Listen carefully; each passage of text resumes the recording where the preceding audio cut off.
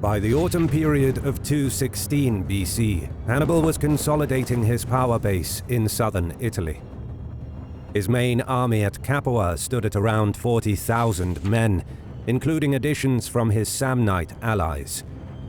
His brother Mago, now on his way south with 1,200 Numidians, would recruit an additional 17,000 Lucanians and Bruttians, and bring his own force up to over 18,000 troops.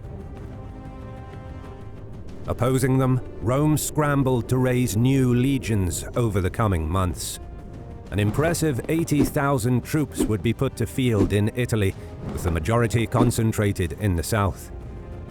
But despite the Roman numerical strength exceeding that of their enemy, many of these were inexperienced recruits who felt abject terror at the thought of meeting Hannibal in battle. Worse, in some of the settlements of central Italy, the number of Roman and allied fighting men began to dwindle, which was a testament to the blood toll exacted on them by Hannibal's tactical superiority and his wealth of ideas on the battlefield. Fabius Maximus, the father of the Fabian strategy, would again be elected consul for the next 2 years.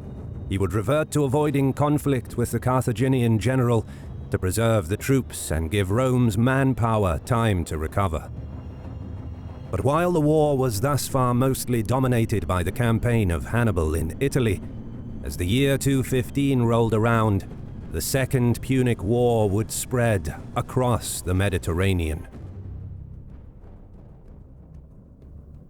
Look, you may enjoy how Hannibal dominates the Romans on the battlefield, but you won't enjoy your lost time, money, data, and comfort.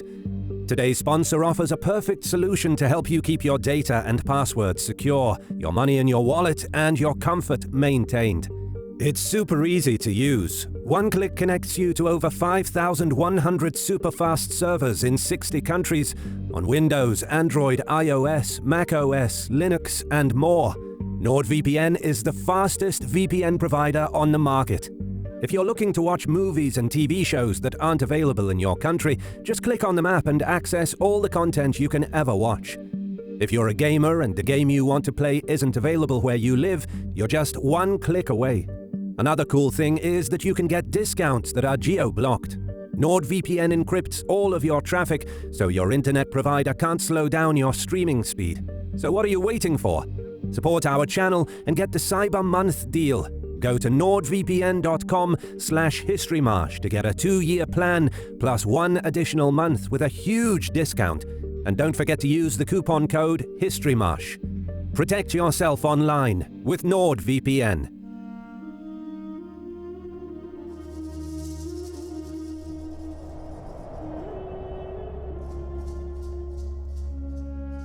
While Hannibal worked to add to his list of allies, his other objective was reinforcements. His brother Mago advanced south and besieged Pettalia. Together with Consentia, these 2 cities were among the most prominent in Bruttium, boasting a developed infrastructure, imposing walls, and a bustling city culture. In its quest to establish dominion over Italy, Rome favored the urban centers of Bruttium and had long been replacing their local ruling elite with the pro-Roman aristocracy. In turn, the pro-Roman factions of Pettalia and Consentia treated the less urbanized communities in the region with disdain, which created a rift among Bruttians. Needless to say, these internal divisions suited Rome as they made the region easier to control. But Mago now used this hostile factionalism to his advantage. He circulated news that Pettalia was besieged, prompting thousands of Bruttians, who were angry at the city for siding with Rome, to join Hannibal. With his work in Bruttium complete, Mago left Hanno the Elder in charge of the army and embarked for Carthage to seek support for the campaign in Italy. By this stage, neither side was the undisputed master of the sea. While Rome had overall superiority, the Carthaginian navy had significantly recovered from the setback earlier in the war. Both could patrol far into enemy waters and raid coastal towns, but lacked the strength to rule the waves of the western Mediterranean. But with most of Bruttium now under Hannibal's control, there was less risk for transporting troops from Africa to Italy. And with this, Mago disembarked in Carthage.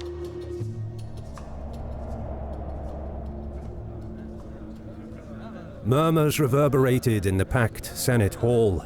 In attendance, all of Carthage's notables anxiously waited. Then Mago rose to speak, presenting before the Senate the progress of the campaign in Italy. Colleagues, countrymen, since crossing the Alps, Hannibal had won several victories, including 3 great pitched battles against Rome's main armies, 2 of which were completely destroyed and their camps looted. And now the Romans avoid fighting us altogether out of fear. 200,000 Roman fighting men are slain and 50,000 prisoners are taken. Italy is in a state of revolt, and the south had gone over to Hannibal. With a single army, Hannibal had achieved all of this against several Roman armies. Mago then turned away from the map to present to the Senate a bag filled with hundreds of golden rings belonging to the Roman aristocracy that fell at Cannae. He asked for funds and additional armies to be sent to Italy. With another 20 to 30,000 troops at his disposal, Hannibal would break Rome. Mago's presentation suggested that with the 18,000-strong army that he himself had recruited, consistent pressure could be applied in Bruttium until the last of the cities loyal to Rome either came to Hannibal's side or were taken by force. Another army of 20,000 from Carthage could take and hold Apulia and its vital ports, thereby cutting Rome's ability to contest the waters of the Ionian Sea. This would open lines of communication between Hannibal and a likely ally, Philip V of Macedon, enabling uninterrupted transport of ships, provisions, and troops. Finally, stationed in Campania with his main host, Hannibal would have complete control over southern Italy. With 3 armies in close proximity, capable of quickly combining their forces, as well as controlling their respective areas individually, Carthaginian authority over local communities and cities would be absolute. As such, Hannibal could fully exploit southern Italy's manpower and resources to beat the Romans at their own game, the war of attrition, and could use his tactical brilliance to dominate the Romans on the battlefield. Hearing Mago's report, most of the Senate rejoiced. But, as fortunes of war would have it, Hannibal's worst enemies were not in Rome, but in Carthage. When Hanno II stood up to speak, a heavy silence fell upon the room. He was an immensely powerful aristocrat and a veteran commander, albeit not a very competent one. Most of his wealth and political power was derived from his stake in the silver mines of Iberia and the heavy taxation he imposed on African tribes that lived on the vast expanses of land which he owned. As such, in the Senate he represented the interests of the wealthy, for whom it was profitable to sue for peace with Rome, even with unfavorable terms for Carthage, because a peace agreement would enable Hanno and his supporters to assume their maritime commercial operations. In addition, their interests in rare metals is the reason why Hanno favored redirecting reinforcements to protect Iberia, and why he preferred territorial expansion not into Italy, but into Africa, where he and his powerful friends stood to profit from expanding their already endless tracts of taxable land. These discrepancies between the interests of the super-wealthy and the war effort of Carthage was what made Hanno the leading opponent of the Barca family and their war of conquest in Italy. He addressed Mago. "You say the armies of the enemy are slain, yet you ask for more soldiers. You say the enemy camps are looted, yet you ask for corn and funds. I wonder, if you ask for all of this help, is Hannibal truthful about his victories? If he is, then I say he doesn't need help from us, and if he is not, then he doesn't deserve it." At hearing this, senators from the docks behind Hanno cheered him on. He continued, "You say, Margo, that Roman power is annihilated and that Italy is in a state of revolt. I ask you then, has a single Roman or any of the 35 tribes come to our side?" "No, they have not," Margo replied. Hanno went on, "Then there are still too many Romans left. Do you know then, Margo, is the enemy's will to fight broken? Have they approached Hannibal for peace?"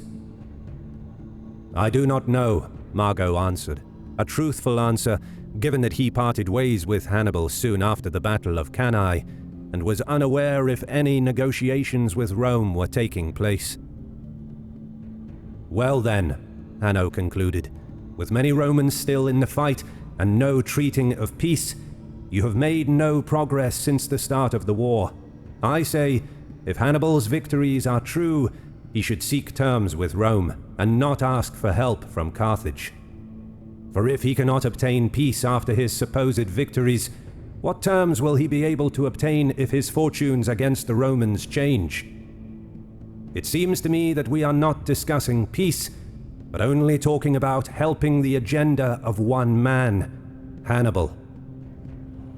Hanno clearly showed in this senatorial meeting why he was one of the most capable orators of his time. But as clever as he was in discrediting Hannibal, the supporters of the Barcids were outraged, and they had every reason to be. Hanno insisted that Carthage must negotiate with Rome, that peace was necessary, thereby implying that Carthage should not and cannot risk the consequences of losing the war, but must make peace now, while the going is good. If this fear of defeat ever reached the enemy, for the Romans it would be like smelling blood. Despite their setbacks against Hannibal, with such division among Carthage's top officials, the Romans would know that they had already won the war.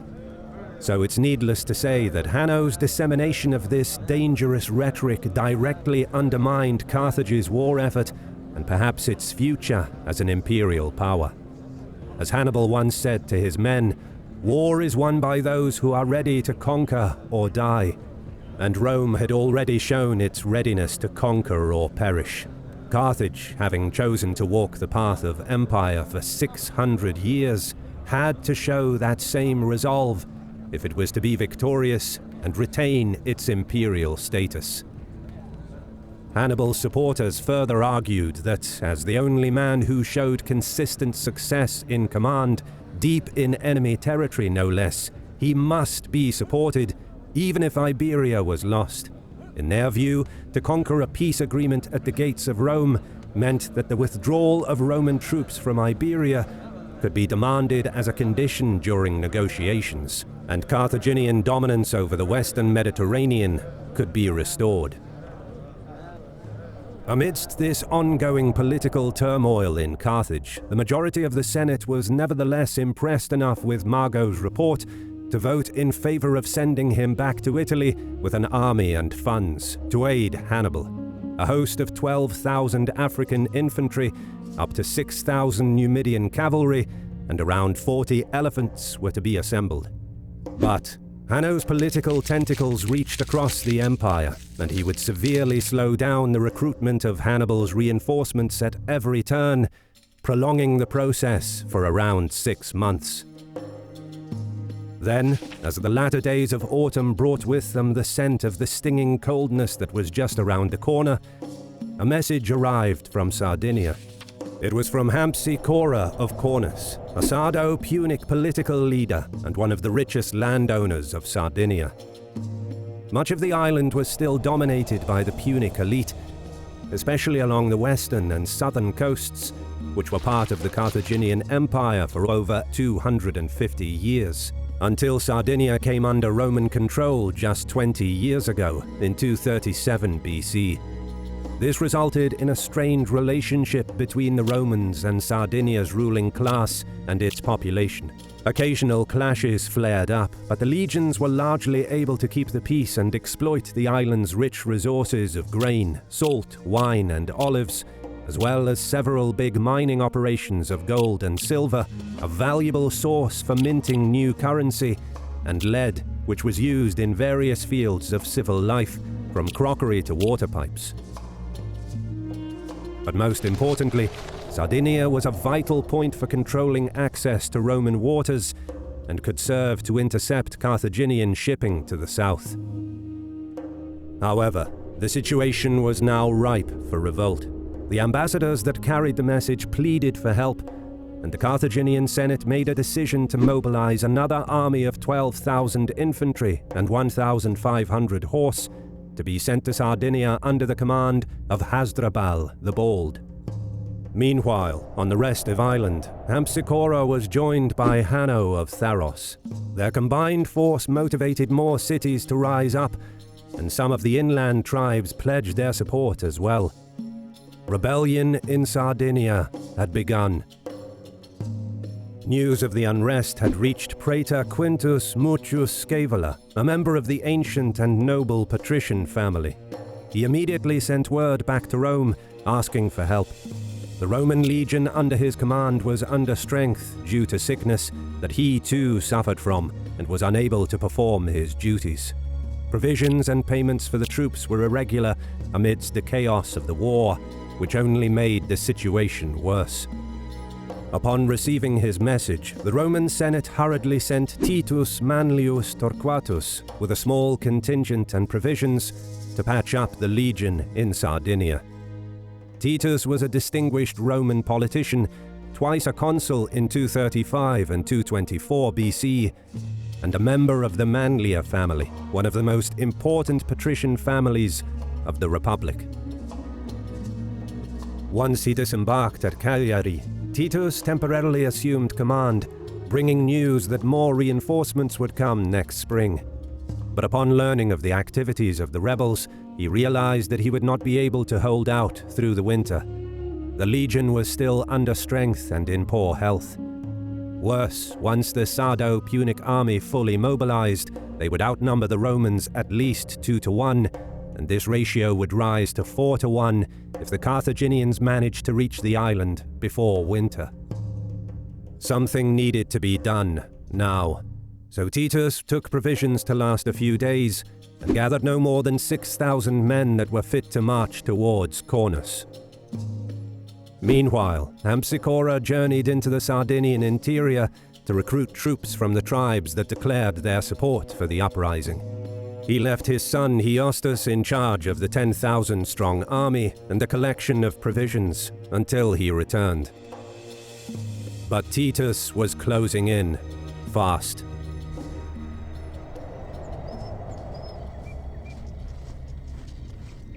On approach, the numerical advantage of the Sardo-Punic army was clear.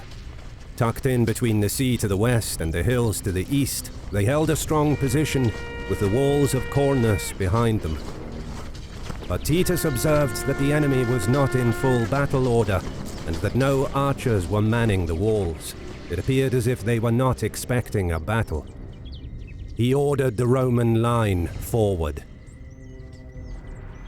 All too aware of the poor physical condition of his men, Titus slowed the advance to a crawl, making it easier for his tired troops to maintain their formation. He had hoped that by closing the distance he would unnerve the enemy and force them into committing themselves forward. If the Sardo-Punic troops broke formation to charge, this would give the compact Roman legion a chance. But Hiostus's orders were not to attack. Titus gradually halted his advance a mere stone's throw away from the opponent, yet they wouldn't move.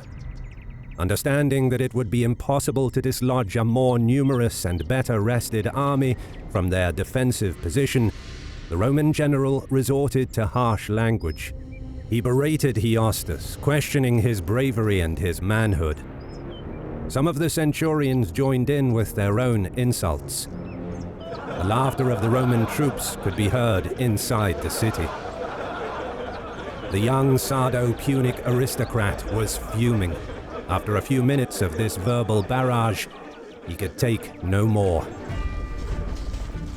With their pride bruised, Hiostus's men attacked with zest. The weary Roman line bore the initial brunt of the charge with some difficulty, but they held their nerve, encouraged by experienced centurions to stay compact behind their shields until the enemy ran out of steam. Titus then gave the signal. The formation of the less disciplined Sardo-Punic troops quickly began to crumble against the advance of the veteran legionaries. Step by step, the Roman line trod forward, jabbing at the enemy from behind the wall of shields. It soon became clear that Hiostas's rash attack for the sake of saving face in front of his men was a bad decision. By attacking the Roman line, he abandoned his strong defensive position and trapped his own army between the enemy, the hills and the sea, and the walls of the city. Unable to escape, 5,700 Sardo-Punic troops, some 60% of his army, were cut down, but the exhausted Romans could fight no more and had begun taking losses as well. Seeing that his men are at their limit, Titus pulled back.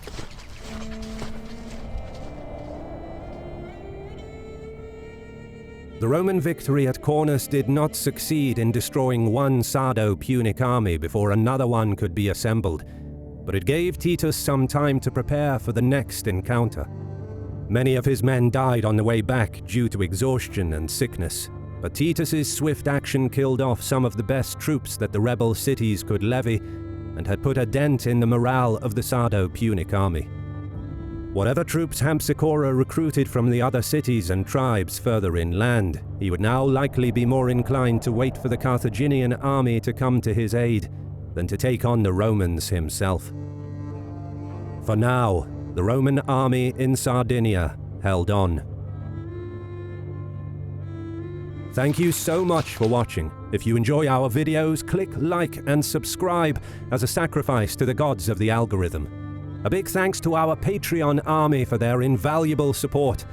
And as always, we'll see you in the next one.